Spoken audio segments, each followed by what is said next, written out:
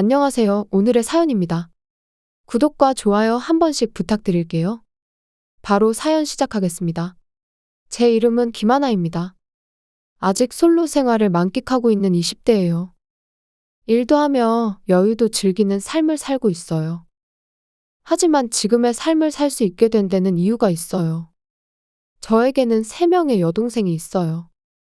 지금은 모두 따로 살고 있지만 자주 연락하고 밥도 같이 먹고 아주 친하게 지내고 있어요.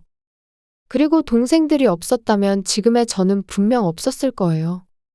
오래전에 우리가 사랑하는 어머니가 돌아가셨어요. 원인은 과로로 인한 심근경색이죠. 어머니는 결혼은 하셨지만 우리 넷을 홀로 키우셨어요. 하지만 아버지는 직장을 다니면서도 월급을 집에 주지 않고 밖에서 여자 만나는 데 쓴 것 같아요. 그래서 어머니가 밤낮으로 일을 하며 생계를 꾸려나갔어요. 내 아이를 키우기 위해 열심히 일하셨고 틈틈이 공원에 데리고 다니시는 등 모든 것을 우리를 위해 사용하셨어요. 아무리 바쁘고 힘들어도 아무리 괴로워도 웃음을 잃지 않는 멋지고 자랑스러운 어머니였어요. 그런 어머니를 조금이나마 도와드리고 싶어 고등학생이 되었을 때 어머니 지인의 가게에서 아르바이트를 시작했어요.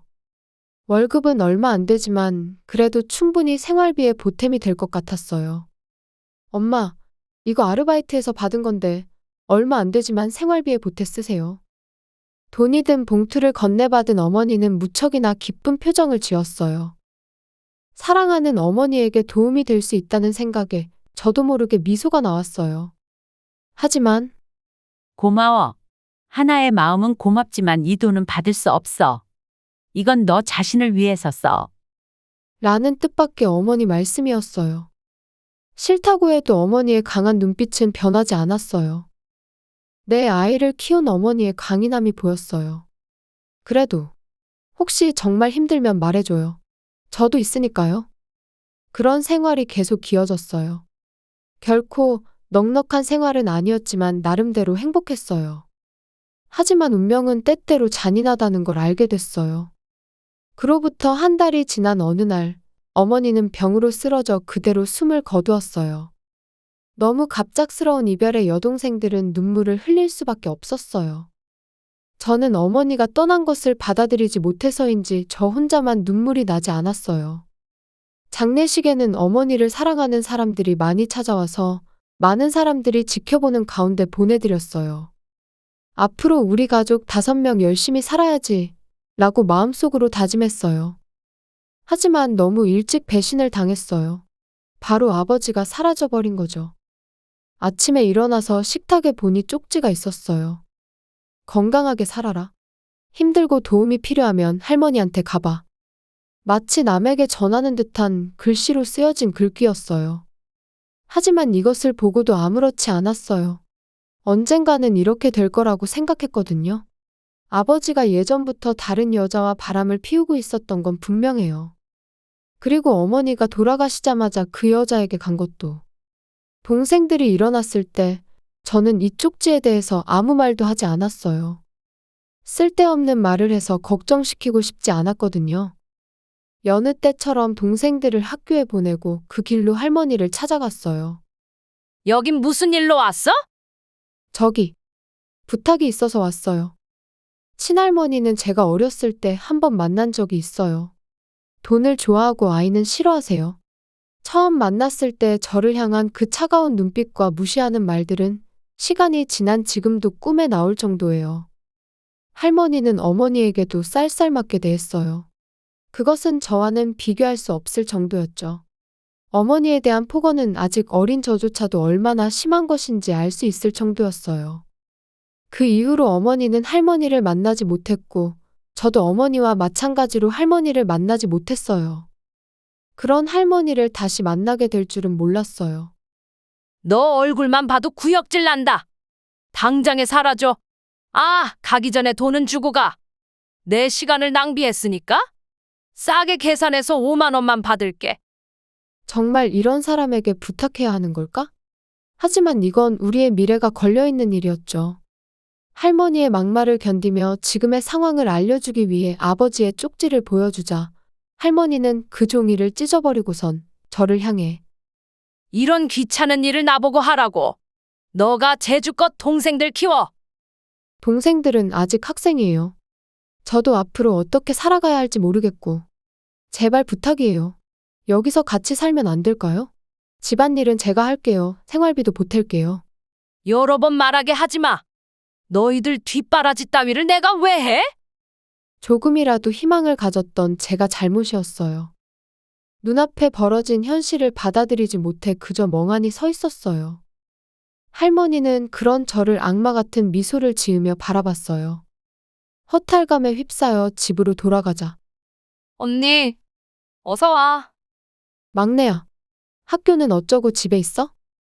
남자애들이 엄마 없는 애라고 놀려서 그만하라고 때렸더니 선생님께서 화내셨어. 그래서 열받아서 집에 왔어. 막내 동생은 어렸을 때부터 활발해서 동네 남자아이들보다 더 남자 같다는 말을 많이 들었어요. 우리 자매 중 가장 성질이 급하고 화가 나면 가장 무섭죠. 화난 거는 이해하는데 그렇다고 때리는 건 절대 안 돼. 그러니까 선생님이 화를 내시는 거잖아. 지금 당장 학교에 가서 사과하자. 언니도 같이 가. 내가 먼저 잘못한 게 아니야. 남자애들이 먼저 엄마 없다고 놀려서 그런 거잖아. 그래도 안 돼. 엄마도 너가 친구들 때렸다는 걸 알면 슬퍼하실 텐데? 그렇게 말하자 고개를 숙이고 아무 말도 하지 않았어요. 함께 학교에 가서 같은 반 아이들에게 함께 미안하다고 하고 그 아이들도 놀린 것에 대해 사과했어요. 그대로 막내 동생을 학교에 두고 아파트로 향하는 길에 앞으로의 일이 걱정돼서 자연스럽게 눈물이 났어요. 앞으로 이런 일이 계속 있겠지. 나 혼자서 동생들을 키울 수 있을까? 다음 날부터 여동생들을 키우는 생활이 시작됐어요. 저는 집에서 가까운 곳에 있는 공장에서 아르바이트하게 되었어요. 면접 때 직원으로 일할 것을 권유받았지만 여동생들을 돌봐야 하는 상황이라 시간적 여유가 있는 아르바이트를 선택했어요. 공장 근무는 시급이 높은 야간 근무만 하기로 했어요. 익숙하지 않은 업무와 야근으로 피곤한 나날이 이어졌지만 생계를 위해 어쩔 수 없는 선택이었어요. 월급은 모두 생활비로 썼어요. 하지만 그것만으로는 네 사람의 생활이 힘들어 낮에도 편의점에서 아르바이트도 하기로 했어요. 투잡을 하면서 생활에 조금 여유가 생겼지만 그래도 빠듯했어요. 생활비는 공장 월급으로 충당하고 아파트 월세와 기타 지출은 편의점 월급으로 충당했죠. 물론 제 시간 따위는 없었지만 동생들이 웃으며 살 수만 있다면 괜찮았어요. 앞으로 중학교, 고등학교, 대학교로 진학하는 동생들을 위해서 몸살이지 않고 일하기로 결심했죠. 동생들은 저처럼 힘들게 살지 않도록 늘 곁에서 우리를 위해 주셨던 어머니처럼 이제는 제가 동생들을 위해 희생하는 거죠. 다행히 동생들의 학비는 어머니의 유산으로 해결됐어요. 어쩌면 어머니는 이렇게 될 것을 예상하고 우리에게 유산을 남겨주셨는지도 모르겠어요. 유서에는 모든 재산은 딸들에게 준다고 적혀 있었거든요. 몇 년이 지나고 동생들은 모두 무사히 고등학교를 졸업하고 3명 모두 대학에 진학했어요. 모두가 다른 지역으로 흩어져서 이제 저만의 시간을 가질 수 있게 되었어요. 나만의 시간이 있다는 게 이렇게 좋다니. 하는 생각과 함께 조금은 감상적으로 변해가고 있을 때였어요. 갑자기 초인종이 울렸어요. 아침부터 누구지? 오전 8시에 올 사람은 없었어요. 문을 살짝 열어보자 그 사이로 낯익은 얼굴이 보였어요. 오랜만이네. 왜인지 할머니의 얼굴을 보는 순간 그리움보다 그때의 배신감이 더 크게 느껴졌어요. 이런 곳에서 살고 있었다니 안타깝네. 아들이 너희들 어디에 사는지 기억하고 있더라고. 나 같으면 기억의 한 구석에도 남지 않았을 텐데. 우리를 버리고 집 나간 아버지. 이제 아버지에 대한 모습도 추억도 기억하고 싶지 않은 과거라 이미 잊고 살고 있었는데 아빠는 지금 어딨어요? 버림받은 너희가 알아서 뭐하게. 할머니의 태도는 그때나 지금이나 달라진 게 없었어요. 그래도 오랜만에 만난 건데도 아무런 감정조차 안 생기네. 저기요? 도대체 뭐 하러 왔어요? 뭐하러? 손녀들이 그동안 얼마나 비참한 삶을 살고 있는지 보러 왔지. 동생들은 어딨어? 설마 너 혼자서 사는 거 아니지? 너도 동생들 버린 거야? 그만 좀 해주실래요? 아침부터 뭐예요? 조금 놀린 것 가지고 화났어? 너가 그 모양이니까 주변의 사람들이 사라지는 거야. 다른 동생들도 내 아들도 그 여자도. 평생을 우리를 위해 사신 어머니를 우습게 여기는 할머니에 대한 분노가 참기 힘들었어요. 나한테 같이 살자고 버리지 말라고 울부짖던 게 엊그제 같은데 이제 내 말을 건성으로 듣는 걸 보니까 세월이 많이 흐르긴 했나 보네. 뭐 집안에 대단한 사람이라도 있는 거야? 무서워해야 하는 거야? 이른 아침, 한적한 주택가 한 구석에 있는 아파트에서 일부러 큰 소리로 저를 괴롭히는 할머니예요. 이제 막 출근하려는 사람들이 무슨 일인가 하고 쳐다봤어요. 이제 그만하세요. 그만 안 둘 건데? 이러려고 여기 온 건데 내가 왜 그만둬야 해? 그만두게 하려면 그에 상응하는 대가를 주던가?